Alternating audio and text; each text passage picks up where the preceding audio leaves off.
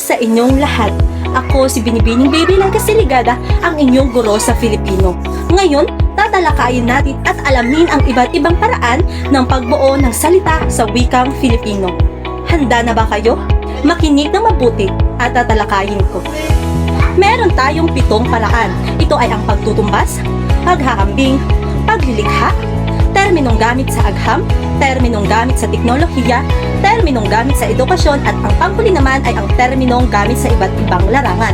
Din kung ano ang pagtutumbas. Sa palagay nyo, ano nga ba ang pagtutumbas? Ang pagtutumbas ito ay tumutukoy sa pagbibigay ng katumbas na kahulugan o halaga sa isang salita, pahayag o ideya. Halimbawa na lang ay ang mabilis, equals mabilis tumakbo, equals matulin. Pangalawa, ang maganda, equals marikit. At ang panghuli ay bahay, equals tahanan. Ang pangalawa naman ay ang panghihiram. Ano nga ba pag sinabi nating panghihiram? Ang panghihiram ay paraan ng pagbuo o pagpapanayam ng wika kung saan kumukuha ng salita mula sa ibang wika at ginagamit ito sa sariling wika. Meron tayong halimbawa. Halimbawa na nagmula sa Ingles. Ito ay ang computer na naging computer, telepono na naging telephone. Meron din tayong nakuhang halimbawa mula sa Espanyol. Ito naman ay ang mesa na mesa at ang silya ay sila. Ang paglikha. Ano nga ba pag sinabi nating paglikha? Ang paglikha ay tumutukoy sa pagbuo o pag-embento ng bagong salita sa isang wika. Meron tayong halimbawa. Halimbawa, salungpuwit o likhang salita mula sa chair. Pangalawa ay ang siknayan na para naman sa matematika, at yung pangtatlo ay agham na ginagamit bilang katumbas ng science.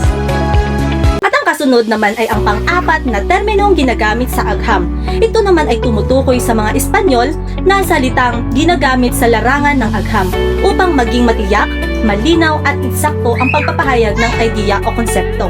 Meron tayong halimbawa dito. Ito ay ang biology, chemistry at basic. Pag sinabi nating biology na nagiging biolohiya, pag sinabi naman chemistry na naging chemica, at ang panghuli, ang basic ay naging.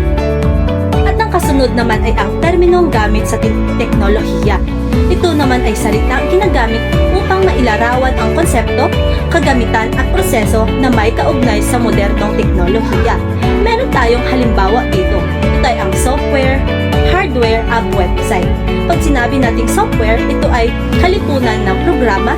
Hardware, ito naman ay ang kagamitang pisikal, at ang panghuli ay website, ito ay ang puot sapo. At ang kasunod naman ay ang terminong gamit sa edukasyon. Ito naman ay mga salitang ginagamit upang ilarawan ang mga proseso, konsepto at gawain sa pagtuturo at pagkatuto. Halimbawa dito ay ang curriculum, asignatura at pagsusulit. At ang panghuli naman ay ang terminong gamit sa iba't ibang larangan. Ito ay ang salitang teknikal o espesyalisado na ginagamit sa partikular na disiplina o trabaho.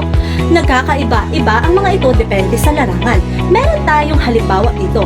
Ito ay ang kapital, reseta at hustisya. Pag sinabi natin kapital, ito yung negosyo.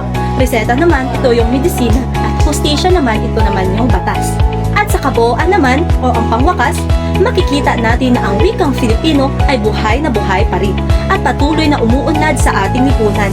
Kaya mas dapat natin itong mahalin at pagyabungin. At dito nagtatapos ang aking vlog. Sana may natutunan kayo sa aking vlog. Maraming salamat. Huwag kalimutang mag-like, share, and subscribe sa aking YouTube channel. Maraming salamat. Bye! Muli, ako ang inyong guro sa wikang Filipino. Ako si Binibining Baby Lang Kasiligada na nagsasabing ang ating wikang Filipino ay huwag nating kalimutan at dapat nating itong mahalin at pagyabungin hanggang sa dulo. Maraming salamat. Bye!